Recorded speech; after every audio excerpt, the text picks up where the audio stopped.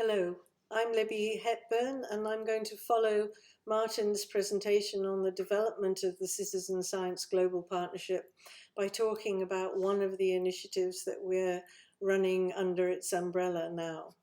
And this is to do with the UNESCO recommendation on open science. And before May 2020, I hadn't heard of this, I have to admit.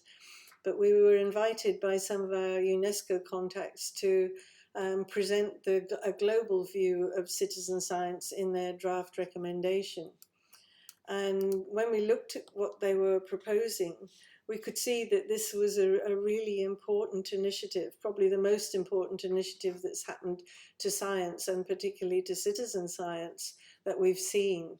And this is to do with its reach and its intentions. And what's important for citizen science is that a lot of what it talks about is to do with civil society and bringing civil society towards science and offering opportunities for engagement and involvement and working with it, and also fulfilling the human right to science. So right up the street of us in terms of the citizen science community.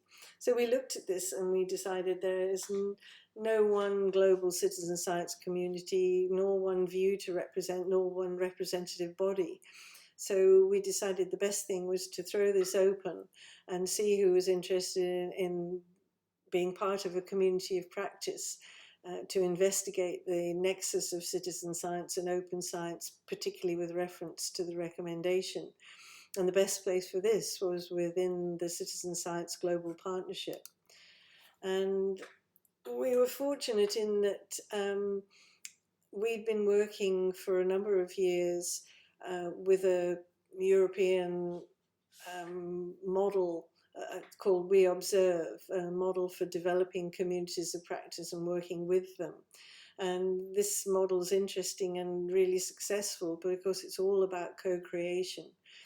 And it uses advanced, sophisticated and networked approaches, but based on the shared values that we have in citizen science to do with diversity, equity and inclusiveness. So all the methodologies, the management and the actions flow from these principles. So we were very happy to use that as a basis for what we were doing. So in May, we put out a call for people. And fortunately, we got 63 citizen science practitioners from across the world, as you can see, who were interested in this. And they had a huge range of experiences and ideas, and that was wonderful. And then UNESCO threw us another curveball and said that they wanted us to produce a short paper on citizen science and open science, and they wanted it in 3 weeks. So it was a bit of a crazy time, but we have developed this. It was a useful and worthwhile exercise. And if you'd like to see it, then this is on the Global Partnership website. And as well as offering a mechanism for us to talk to UNESCO and for UNESCO to talk to the citizen science global community, part of setting up working groups and communities of practice is that you get a huge enrichment from the people and the expertise that come towards these things. And I'd just like to talk to you about one particular one. This is Mariana Varese, who's worked for over 20 years with over 100 citizen science research groups across the Amazon basin, doing research and recording data on fish migrations and water quality. And as well as this being a magnificent project in itself, the ideas that inform the way that this is managed and the way that they work are things like the Open Collaborative Science in Development Network, which I again admit I'd never heard of before we did this work. And the diagram on the left is just one of the things that they've produced in Africa in terms of an approach to situated openness and how to work together. So very interesting and very educational for everybody who's involved. So we get the first draft of the open science recommendation in the middle of November. And what's in there, again, I recommend you look at it because it is an amazing roadmap or opportunity for citizen science within open science. There are so many things that apply to citizen science and will give citizen science a boost in here. The idea of developing an enabling policy environment for open science. Every nation that signs up to this, and there are usually 100 to 150 that sign up for it, report against how they've tried to put things in place to support this, the move in this direction. Investing in capacity building, investing in infrastructures for open science and services. And they're talking about 1% of GDP here. But another really important, radical, transformative thing is about the scientific culture and taking away disincentives for open science by changing the reward and career mechanisms in science, which is really exciting in terms of changing attitudes. So working with this recommendation has given us significant challenges for our global citizen science community, huge opportunities, but we've got to look at how we can work with this, how we can maximize the opportunities. What is it that we can do to help to make sure that we make the most of this opportunity?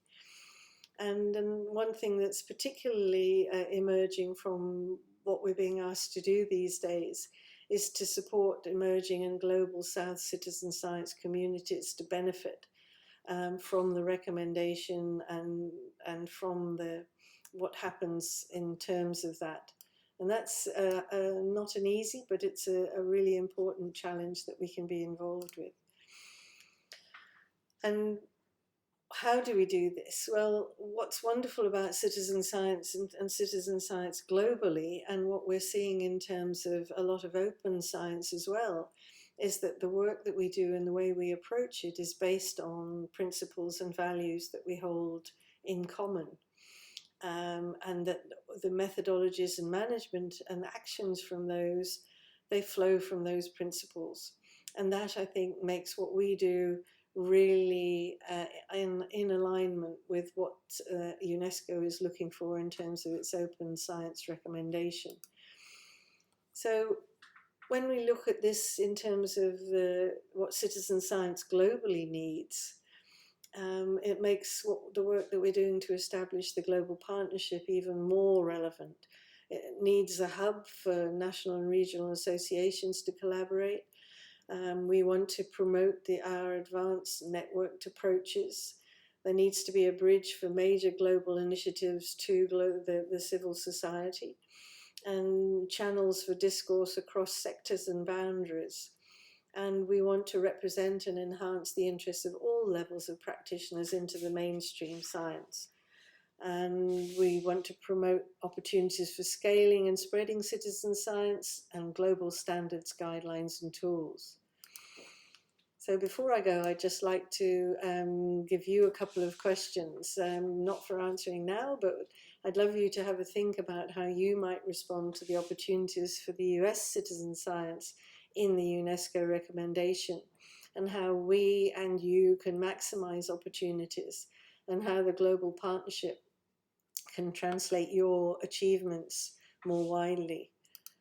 Thank you very much for the opportunity to talk to you, and I'd love to speak with you again on this.